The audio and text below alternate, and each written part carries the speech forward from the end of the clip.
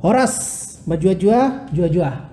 Horas, Apa kabar Pak Tampu Bolon? baik, terima kasih. Hari ini kita akan bincang-bincang dari Dahlia Natulu TV channel, akan bercakap-cakap dengan Bapak Insinyur SM Tampu Bolon, Ketua Umum dari Forum Peduli Bona Pasugit. Kita akan sedikit berbicara tentang Protap Provinsi Tapanuli, di mana saat ini sedang rame-ramenya dibicarakan banyak orang, khususnya masyarakat Batak. Kita akan sedikit berbincang-bincang dengan Pak Tampu Bolon. Beliau adalah salah satu tokoh masyarakat Batak juga yang cukup dikenal sebagian besar masyarakat Batak. Oke Pak Tampu Bolon, saya mau sedikit tanya kepada Bapak, apa sih sebenarnya yang menyebabkan Protap itu sampai sejauh ini belum disahkan gitu loh Pak? Ya, baik, terima kasih. Secara khusus ingin memberikan pendapat dari saya mengenai apa yang dikatakan tadi, Protap. Sebetulnya berbicara mengenai pemekaran provinsi, sebagaimana kita ketahui, ini sudah sangat lama sebetulnya. Tapi kita pun mengikuti prosesnya adalah naik turun dalam konteks ini. Saya pikir saya belum tahu persis sebetulnya sejauh mana orang per orang ataupun komunitas itu melihat daripada Protap ini. Menurut dugaan saya belum banyak orang barangkali yang tahu persis.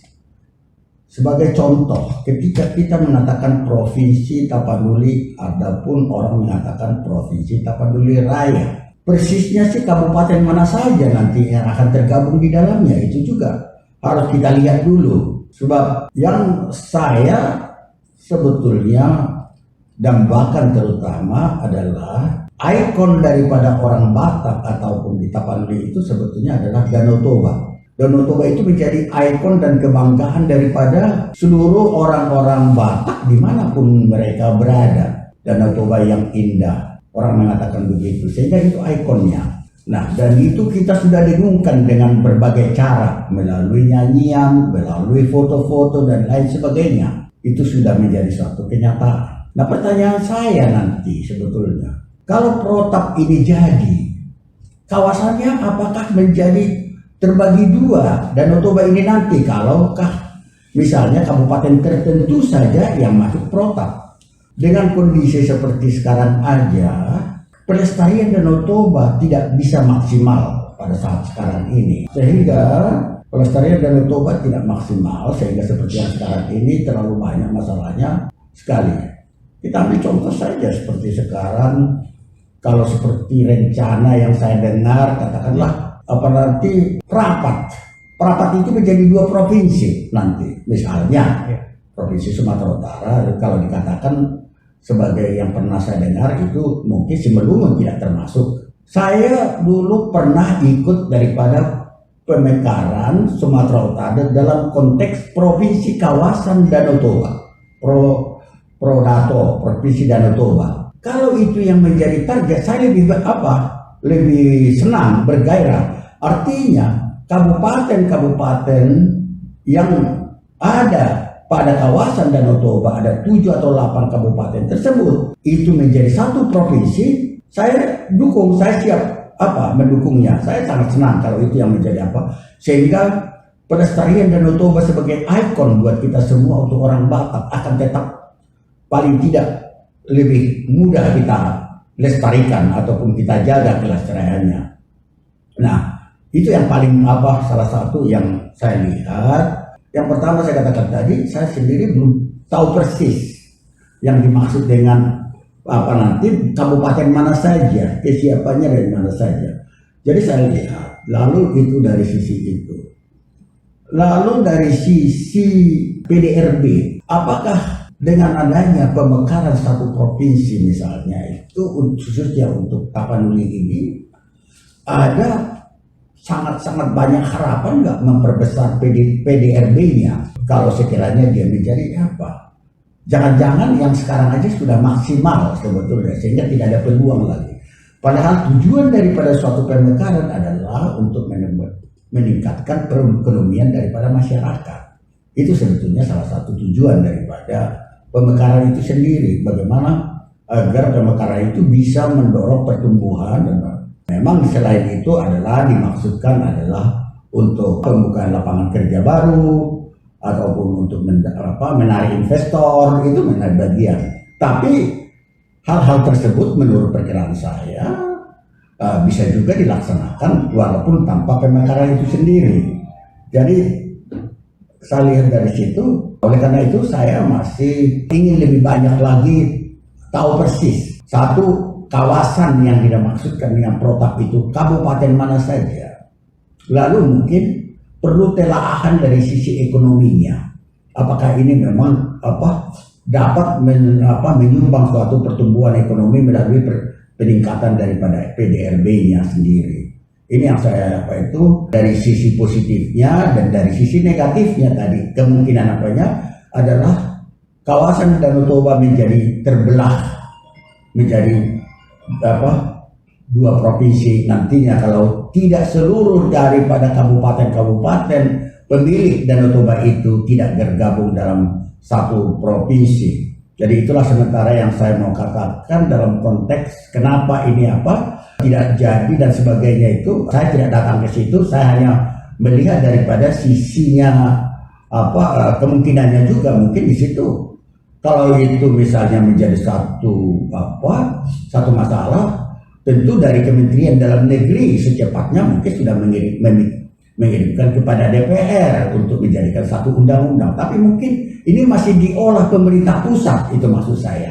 Makanya ini terjadilah kondisi seperti sekarang ini. Pemerintah pusat kan lintas kementerian nanti terlibat untuk menyetujui satu undang-undang. Jadi saya melihat itu mungkin juga penyebabnya mungkin dari pusat juga melihat dari sisi kelebihan dan kekurangan daripada suatu provinsi baru yang akan dibentuk, itu pertimbangan kemungkinannya. Oke. Lalu Pak, dengar-dengar kan sudah ada moratorium itu yang belum dicabut.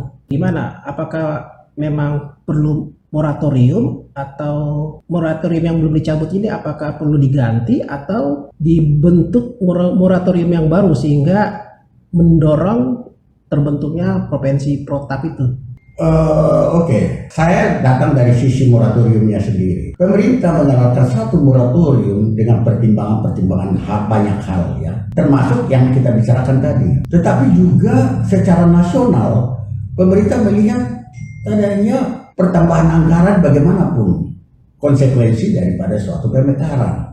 Harus ada pertambahan anggaran nanti untuk biaya provinsi, untuk tenaga kerja, pegawai dan lain sebagainya, membuat kantor baru, misalnya harus ada kantor gubernur dan lain sebagainya. Jadi kalau saya melihat itu, moratorium itu sudah barang tentu adalah pertimbangan pemerintah pusat yang merasakan kemungkinan dari sisi waktu atau juga yang paling saya pikir dimungkinkan adalah mereka melihat dari segi pertambahan keperluan anggaran daripada suatu provinsi maupun kabupaten. Karena itu bagaimanapun kami menambah. Juga kita tidak boleh melihat daripada sisi lain daripada pemerintah pusat. Apa yang saya katakan tadi, apakah pemekaran itu memberikan nilai tambah untuk kawasan tersebut? Mungkin pemerintah pusat melihat itu dari sisi ekonomi dan banyak hal pertimbangannya. Itu juga saya pikir jadi berbicara moratorium itu saya kira itu kebijakan nasional, sebab itu tidak menyangkut hanya kabupaten ataupun provinsi yang akan dimekarkan di Sumatera Utara. Tidak, saya kira nasional itu sifatnya, sebab di situ ada beberapa provinsi, mungkin ada beberapa kabupaten, kota yang akan dimekarkan. Jadi itu tentu pemerintah pusat mengadakan moratorium tersebut dengan berbagai pertimbangan yang pasti baiklah dari sisi pemerintahan. Nah, kalau kita melihat dari provinsi kayak misalnya Sulawesi Barat dan Kalimantan Utara itu kan belum lama ini sudah terbentuk provinsi baru oleh pemerintah pusat ya. Padahal sebenarnya Provinsi Tapanuli ini kan sudah lama ya sebelum kedua provinsi yang saya sebutkan tadi terbentuk kan udah sempat dibicarakan di DPRD Sumut seperti itu Pak. Nah, kok terkesan ada apa sebenarnya dengan rencana pembentukan Provinsi Tapanuli ini belum sampai disahkan begitu loh Pak. Mungkin Bapak pernah tahu atau bisa memberikan penjelasan. Jadi berbicara mengenai Provinsi Kaltara, Kalimantan Utara, mungkin agak berbeda sedikit. Provinsi Kalimantan Utara ini karena dia daerah perbatasan dengan luar negeri yaitu Malaysia dan Brunei. Jadi kemungkinan itu oleh pertimbangan pusat diperlukan secepatnya menjadi satu provinsi baru. Dan ini juga kalau kita lihat memang dari sisi wilayah, katakanlah ibu kota daripada Kalimantan Timur, Samarinda ataupun Balikpapan itu jangkauannya cukup jauh dengan itu. Itu dari sisi manajemen pemerintahan mungkin salah satu ya untuk Kaltara. Jadi itu adalah pertimbangan politis dugaan saya kenapa itu dipercepat waktu itu. Kalau berbicara mengenai Provinsi Sulawesi Barat, saya tidak tahu persis kenapa itu saya hanya melihat dari sisi potensi ekonomi Sulbar itu sendiri mampu untuk berdiri sendiri dan dananya cukup dengan mereka itu. Kalau Sulawesi Barat ya. Jadi mungkin dari pertimbangan pusat waktu itu dari sisi ekonominya ini pasti akan bertumbuh lebih cepat kalau itu dimekarkan jadi provinsi. Mungkin itu pertimbangannya. Saya sendiri belum menggali sampai jauh, kira-kira saya hanya menduga-duga saja memperbandingkan itu mengenai dua provinsi ini. Lalu Pak, kan saya dengar beberapa organisasi masyarakat Batak, misalnya LABB, Lembaga Lokus Adat Budaya Batak, sedang melakukan semacam angket lah begitu atau jajak pendapat ya terhadap pembentukan Provinsi Tapanuli. Nah ini Bapak melihatnya usaha itu apakah bisa efektif atau bagaimana Pak? Jajak pendapat itu saya anggap bagus sekali. Saya mendukung itu jajak pendapat. Ini saya kira yang kita perlukan memang supaya kita ini mengharapkan pendapat-pendapat yang pribadi maupun yang bagus dari hati nurani kita orang per orang untuk kepentingan itu. Saya kira ini harus kita dukung bahwa jajak pendapat inilah yang akan menjadi salah satu landasan nanti untuk bisa kita sepakati bahwa memang kebanyakan masyarakat itu menginginkan seperti itu. Bagus sekali itu nanti semoga berhasil aja dan secara maksimal nanti mendapat tanggapan orang per orang daripada kita semuanya itu, karena di situ justru bagusnya itu baik orang yang di perantauan maupun di Kota Pasogit. Jadi mereka itu Jadi saya mendukunglah gagasan jajak pendapat yang dilaksanakan oleh LABB tersebut. Dan saya tambahkan sedikit lagi kalau perlu sebetulnya, kalau perlu kita mungkin suatu saat juga melakukan satu forum diskusi dalam hal itu, apakah itu melalui Zoom ataukah itu melalui mudah-mudahan dalam 1-2 bulan ini kita sudah bertemu tatap muka. Ini sangat diperlukan saya kira supaya kita semua masing-masing memberikan saran-saran yang terbaik untuk mewujudkan keinginan tersebut. Nah, kalau menurut Bapak, kita bisa rencanakan itu semacam seminar ataupun webinar di dalam Zoom meeting seperti itu ya, oleh organisasi yang lain bisa ikut serta begitu. Nah, kira-kira kalau misalnya mengadakan webinar seperti itu, tokoh-tokoh apa yang dibutuhkan dalam acara tersebut Pak, yang bisa memberikan kontribusi yang berarti bagi pembentukan Protap ini? Ya, sudah barang tentu kita mengundang tokoh-tokoh baik mereka yang berada di pemerintahan sekarang, misalnya mereka menjadi menteri, menko, begitu juga dengan para bupati di kawasan, lalu yang kita anggap tadi tokoh-tokoh masyarakat tadi, kita harus mengajak semua dari seluruh puak-puak yang ada di kawasan Sumatera Utara itu Kalau boleh, kecuali kalau kita hanya mengatakan Provinsi Danau Toba protap itu ya mungkin paling tidak batas itulah. Kalau kita mau mengadakan begitu, kalau saya tidak salah ya, misalnya sekarang LABB mengadakan jajak pendapat. Jajak pendapat itu mereka sudah barang tentu tidak terbatas dengan yang ada di kawasan yang dimaksudkan protap itu. Tentu diminta pendapat daripada orang lain juga kan gitu. Itu maksud saya. Jadi itu pun kita perlukan. Jadi jangan kita hanya meminta daripada orang yang berada di kawasan yang kita rencanakan menjadi bagian daripada protap itu. Tetapi kita pun perlu mengajak semua pendapat supaya ini lebih akurat hasilnya nanti. Kalau seandainya protap itu jadi, Provinsi Tapanuli jadi disahkan oleh pemerintah pusat, apa yang Bapak lihat manfaat protap ini bagi masyarakat? Misalnya dari aspek perekonomiannya, dari fokus pembangunan wilayah, dan juga mungkin pengembangan pariwisata di kawasan Danau Toba. Sebetulnya dari tadi secara tidak langsung apa yang menjadi pertanyaan itu sudah terjawab paling tidak sebagian. Itu yang saya katakan tadi.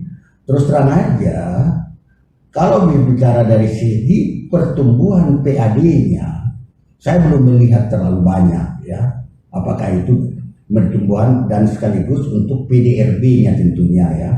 PAD dulu di kabupatennya sendiri, lalu PDRB seluruh provinsi Sumatera Utara nanti. Saya tidak apa-apa.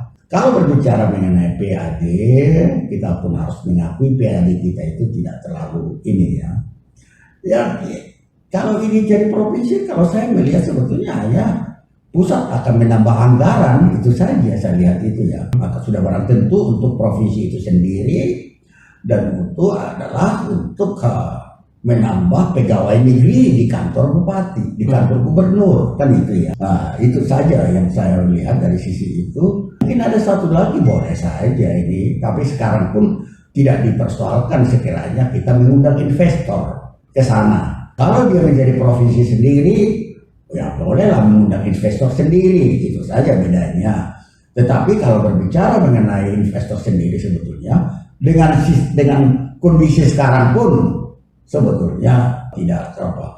Lalu berbicara mengenai manajemen pemerintah, saya tidak terlalu melihat itu. Katakanlah apalagi sekarang sudah ada jalan tol dari Kuala Namu ke Prapa. Infrastruktur udah mendukung ya Pak ya? Iya, itu sudah 1,5 jam aja sekarang. Dari Kuala Namu ke Prapa. Jadi artinya jangkauan pemerintahan tidak jauh lagi. Kalau kita mau mengatakan ini nanti untuk mendekatkan kepada apa? Tidak. Dari pusat juga begitu, saya kira tidak terlalu masalah daripada suatu manajemen pemerintahan ya, daripada jarak tertentu.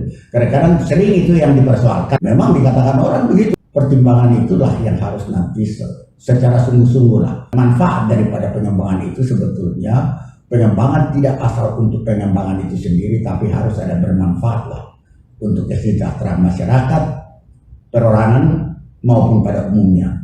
Jadi satu hal saran ke masyarakat Batak khususnya Pak, apa ya untuk mendukung pembentukan protap ini? Saya kira mungkin pemekaran provinsi ini. Jadi Bapak yakin ya Pak ya kalau rencana ini kemungkinan besar bagaimana Pak? 50-50 atau besar kemungkinan terwujud? Saya pikir saya tidak di dalam konteks kemungkinan terwujud atau tidak. Saya katakan tadi, saya punya pendapat sendiri dalam konteks itu. Saya tidak mengatakan tidak mendukung maupun tidak atau menolak. Saya hanya memberikan suatu pendapat. Maka saya katakan tadi, kita lihat saja melalui jajak pendapat ini sendiri. Kalau kebanyakan orang ya kita ikut aja. Walaupun pendapat pribadi kita mungkin berbeda, tetapi kita tetap aja kalau sudah semua sepakat ya kita tiap mendukung aja, itu aja. Kalau sudah semua sepakat bahwa itu diperlukan pemekaran nanti melalui jajak pendapat ini, ya kita harus menerimanya sebagai satu kenyataan, itu aja. Oke Pak, terima kasih untuk bincang-bincang kita. Inilah percakapan kami bersama dengan Bapak Insinyur SM Tampu Bolon. Sampai jumpa pada percakapan berikutnya. Horas menjua-jua, jua-jua.